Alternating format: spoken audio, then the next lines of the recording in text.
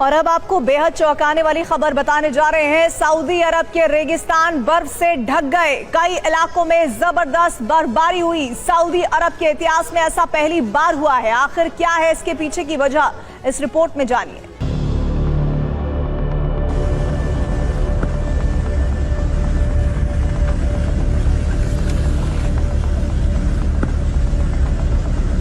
रेगिस्तान बर्फिस्तान में बदल गया। सऊदी अरब के इतिहास में यह पहला मौका है जब इतनी तादाद में बर्फ गिरी।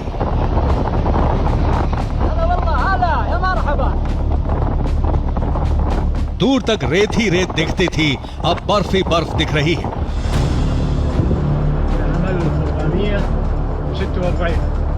ऐसी कई तस्वीरें सामने आई हैं। ये सऊदी अरब का अल जौफ इलाका है।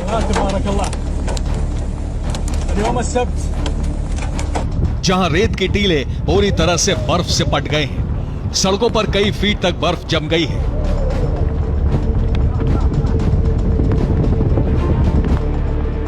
हालात ऐसे हैं कि गाड़ी चलाना मुश्किल हो रहा है। इसके अलावा कई इलाकों में बाजारों के बाहर भी बर्फ दिख रही है।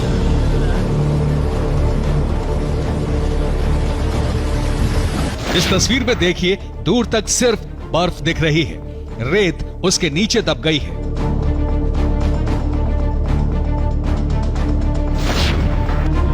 अब इस दूसरी तस्वीर को देखिए, एक तरफ बर्फ का मैदान, उससे कुछ दूरी पर रेत का मैदान।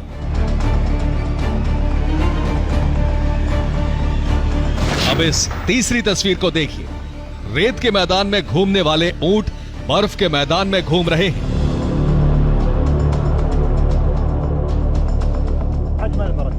अल जौफ के रेगिस्तानी इलाके में पिछले एक हफ्ते से तेज बारिश हो रही है और बीच बीच में बर्फ गिर रही है, जिससे मौसम काफी ठंडा हो गया है। अल जौफ के अलावा उत्तरी सीमा पर रियाद और मक्का के कुछ इलाकों के रेगिस्तान में भी बर्फ गिरी।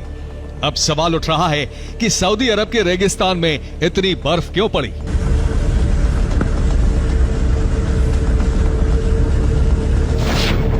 मौसम वैज्ञानिक इसके लिए जलवायु परिवर्तन को जिम्मेदार मानते हैं।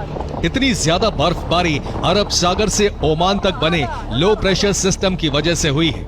लो प्रेशर की वजह से नमी से भरी हवाएं ऐसे इलाके में आ गईं जो आमतौर पर सूखे के लिए जाना जाता है। इसी वजह से सऊदी अरब के कई इलाकों में बारिश के साथ ओले गिरने लगे।